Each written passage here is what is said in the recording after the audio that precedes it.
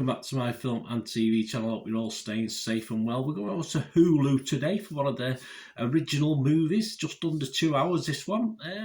Yes, I could have done with a little bit more in fairness, you know me, in length of films, but anyway, a bit more on that in a moment. We're going over to Hulu to have a look at a historical crime drama, of course, based on true events in the early 60s. This is called Boston Strangler. Please, if you are new to the channel, push that subscribe button, push the bell notifications. Great to have you on board. Film reviews, drama reviews, lots of different things, information vlogs, the odd quiz thrown in every now and then.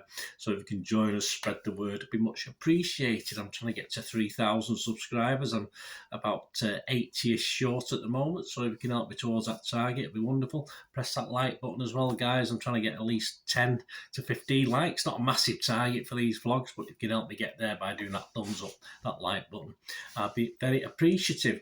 Right, yes, the Boston Strangler, 112-minute film based on the true story, of course, of the Boston Strangler, who in Strangler in the 1916 killed 13 women in Boston. This stars, yes, we've got Keira Knightley, and it's all about Loretta McLaughlin, one of the journalists, of course, Carrie Coon, also another journalist involved as Jean Cole. It's got Alessandro Nivola, Chris Cooper, David Datz McLean, Morgan Spector, Bill Camp, Robert John Burke, Rory Cochrane, and a few others as well, but they're the main guys. This was released on Hulu on March the 17th, 2023. All reviews and scores and comments I'm doing is at 11 a.m. UK time on the 26th of March, 2023. The audience, what are the public thinking about the film? Well, the Rotten Tomatoes audience is pretty good on it, yeah. 4 out of 5, 75% positivity. Internet Movie Database. I always expect this to drop just a little over time, but with just over 9,500 scores and reviews left, it's coming up with a very healthy 6.5 out of 10. So we know it's about the Boston Strangler. Anything more specific? Well, of course, based on the infamous Boston Strangler murders, this is a true story mainly of Loretta McLaughlin, the first reporter to connect the murders and break the story of the Strangler. She and fellow reporter Jean Cole challenged the sexism of the early 60s to report on the city's most notorious serial killer and worked tirelessly to keep women informed.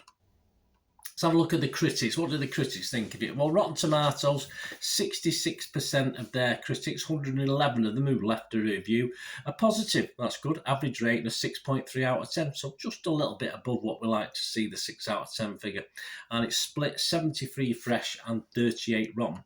Kevin Mayer from The Times here in the UK said, this true life crime has almost everything you could possibly want from a sharp revisionist thriller. Stephanie Zacharek from Time magazine said, Knightley in a performance as crisp as the corners of an envelope. She makes McLaughlin's perseverance and the pressure she faced as she also tried to be a good wife and mother deeply believable. But Tim Roby from the Daily Telegraph here in the UK said, Knightley, Chris Cooper and Carrie Coon can't fix a plodding, unfocused script. The consensus, Boston Strangler is nowhere near as gripping as it should be. There's a bit of a pun there, but the worthy story and strong cast are often adequate compensation. Yeah, so not glowing. And Metacritic, the other critic site we look at, yeah, they're only 58 out of 100, so just a little bit below that magical 6. That's based on 30 critics. It scored anywhere between 30 out of 100 and 88 out of 100. The Guardian's Peter Bradshaw, he was one of the lower scores, even at 40. He said, a director like Jonathan Demme or David Fincher would have gone for the jugular on this kind of material, but writer-director Matt Ruskin seems a little squeamish and keeps everything on the right side of contemporary taste. The chill of fear is missing. Yeah, there is a little bit of a theme there, isn't there? Slash Films' Chris Evangelista gave it 60. He liked it a little bit more. He said it's sturdy, dependable stuff, and it might do the trick for viewers not expecting a more traditional serial killer thriller.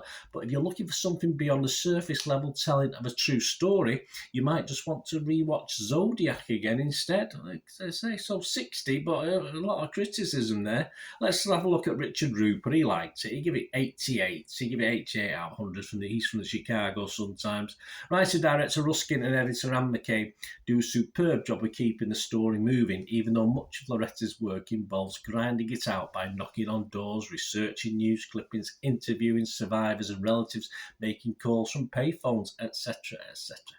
Yes, I think the word. My lovely partner watched this and thought just a little bit dry, which I think is an interesting yeah, summing up really, and I won't disagree. But my scores. This is what I think. If I was my Rotten Tomato score would be fresh on this. My Metacritic level of positivity, mixed or negative, will definitely be positive. And Internet Movie Database, I am just going to give it my basic good film score, okay to good film score, watchable score of 6 out of 10. As I said there, I mentioned the word dry, and it is a little bit dry for me as well. It's an interesting story, of course, it is, believe it all, but it just felt this film left it a little bit undercooked on many levels for me.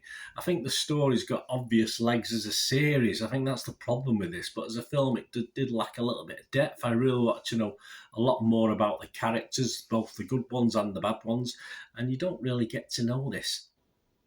I suppose it sort of does what it says on the synopsis. It doesn't do what it says in its title, The Boston Strangler.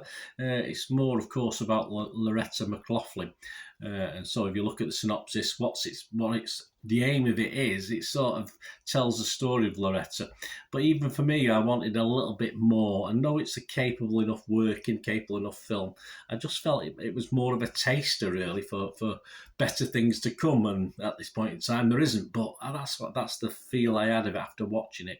It's okay, but for a serial killer film, it just all felt for me a little bit bland, which is unusual about an very interesting, obviously dark case in American history. So there you go. Let me know what you think, guys. Say I will give it a 6 out of 10. I was umming and ahhing whether to perhaps drop to 5.5, but in itself it was fine. I just wanted so much more from it. So let me know what you think, guys. It'd be great to hear from you. Until we meet again, please stay safe, everyone. Bye for now.